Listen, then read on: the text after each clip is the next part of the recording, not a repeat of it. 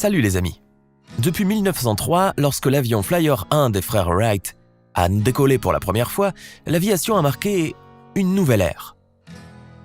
Les avions établissent des records plus incroyables les uns que les autres. Le premier vol n'a duré que 12 secondes, au cours duquel le Flyer 1 a parcouru une distance d'environ 36,6 mètres. Mais ce fut une révolution. Les avions modernes volent à 14 260 km, comme le Bombardier Global 7500 ou à 3530 km à l'heure, comme le Lockheed SR-71A. Mais le détenteur du record détient près de 500 records d'aviation, dont 240 records du monde. Ce titan ne décolle pas. Il repousse le sol de lui. Ce n'est pas un avion. C'est un rêve. Dans chaque aéroport où décolle ou atterrit le géant volant AN225, un grand nombre de spectateurs se rassemblent pour immortaliser cet événement. Les témoignages partagent avec enthousiasme leurs émotions de la rencontre avec une telle masse. L'envergure de cet oiseau en métal est de 88,4 mètres. La longueur du corps en fer est de 84 et sa hauteur est de 18,2 mètres. À titre de comparaison, un terrain de football correspondant aux recommandations de la FIFA a des dimensions de 100 à 110 sur 64 à 75 mètres. Et le célèbre tapis fleuri de la Grande Place de Bruxelles mesure 24 sur 77 mètres. Le poids est de 250 tonnes. Lorsqu'il est complètement chargé, 640. La vitesse maximale de l'AN225 est de 850 km/h. L'altitude maximale de vol est de 12 km, croisière 9. La distance franchissable est de 15 400 km, avec la charge de 200 tonnes 4000 km. Pour décoller sans fret, l'avion nécessite une longueur de piste de 2400 mètres, avec cargaison 3500 mètres. Le Titane décolle du sol à une vitesse de 560 km/h et atterrit à 295 km/h. La cabine étanche mesure 43 mètres de long et peut facilement accueillir un autre avion ou un train. Les moteurs de l'AN225 sont des jets D18T. Et ils ne sont pas non plus petits. Avec un diamètre de plus de 2 mètres, les poids lourds pèsent 4100 kg. Il y en a 6 au total. Chacun en mode décollage développe une traction de plus de 23 tonnes. Certes, la taille de la AN225 et le fait que les trains d'atterrissage de cet avion laissent des traces sur la piste empêchent de nombreux aéroports de l'accepter. Par ailleurs, Embraer a un châssis principal unique à 7 rangées. 2 stands avec 2 roues dans chaque rangée. Le coût de chaque pneu est d'environ $1000 et il y en a 32 au total. 4 sur 2 supports avant et 28 sur les principaux. Ils doivent être changés tous les 90 atterrissages. 4 piliers arrière avec roues peuvent pivoter pour faire un tour du géant à 180 degrés sur une zone de seulement 56 mètres de large. Par ailleurs, la durée d'ouverture de la rampe de chargement avant est de 7 minutes et le processus lui-même s'appelle la proue de l'éléphant. La bête consomme beaucoup, 16 tonnes de carburant par heure lorsqu'il vole en mode croisière. Et pour faire le plein avec le déjeuner, cela peut prendre jusqu'à 1 jour et demi. Dans le même temps, le géant ne fait pas que décoller. Mais plonge assez rapidement dans le ciel, se retourne sur l'aile et monte. Pourquoi un tel géant a-t-il été créé ? À un moment donné, les développeurs soviétiques ont travaillé à la création du système en spirale. L'idée derrière le projet était qu'un avion puissant accélère jusqu'à 6 fois la vitesse du son avec un vaisseau spatial orbital habité sur le dos.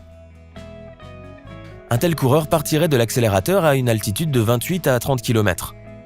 On n'en est pas arrivé jusqu'aux essais en vol, mais parmi ses camarades de classe, le projet Spiral est devenu le prototype de Buran.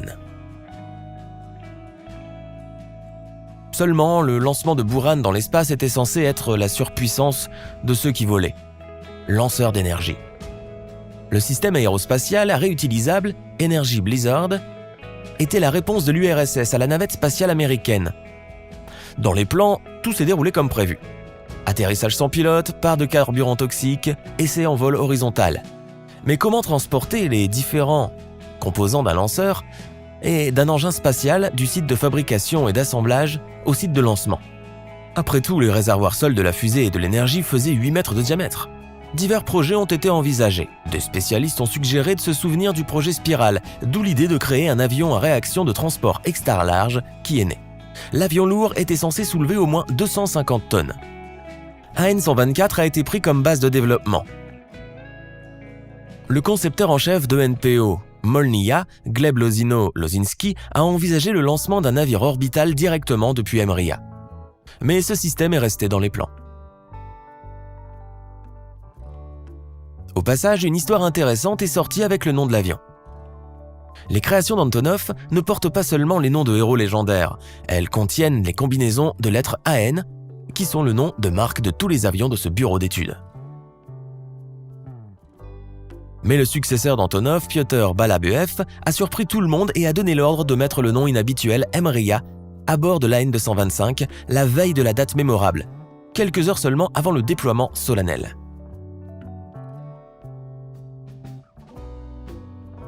Et selon la codification de l'OTAN, le supertransport s'appelle COSAC.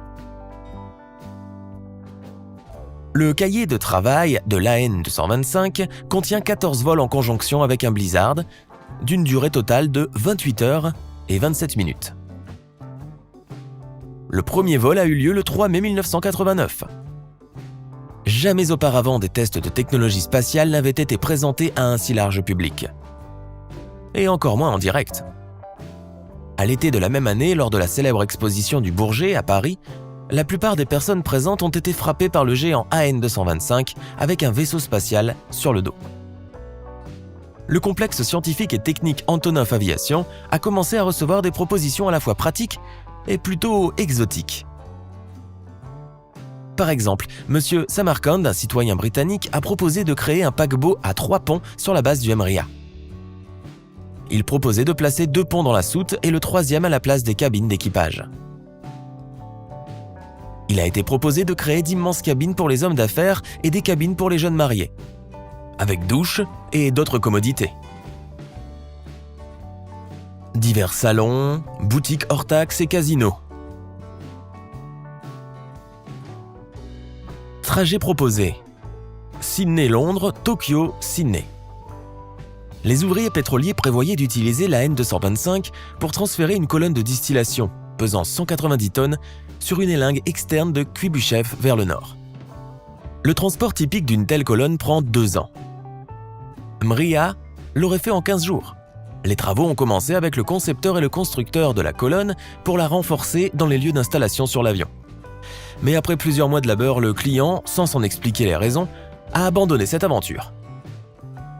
À peu près à la même époque, le programme Energy-Buran, en raison du coût élevé et du manque de demande, a commencé à être progressivement abandonné. Bien entendu, les travaux sur l'AN-225 se sont également arrêtés. Le géant a été envoyé à la retraite. À la fin, il a été démantelé et les moteurs ont été réarrangés par les Ruslan commerciaux. Mais Mriya a encore une fois eu de la chance. Après un long séjour au sol, l'avion modernisé et certifié pour une exploitation commerciale a décollé le 7 mai 2001. En 2009, l'AN-225 a subi une autre mise à niveau et a prolongé sa durée de vie jusqu'en 2033. En 2001, le géant a soulevé un poids record de 253,82 tonnes dans le ciel. Et en 2004, une cargaison commerciale record a transporté 247 tonnes d'équipements de construction de Prague à Tachkent. En 2009, Mriya a livré de Francfort à Erevan le monocargo le plus lourd de l'histoire de l'aviation.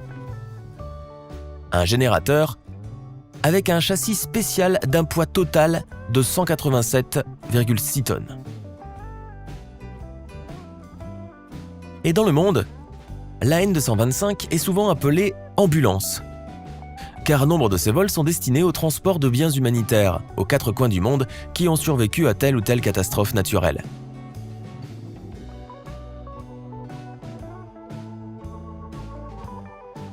Le décollage et l'atterrissage de l'AN-225 est un véritable spectacle.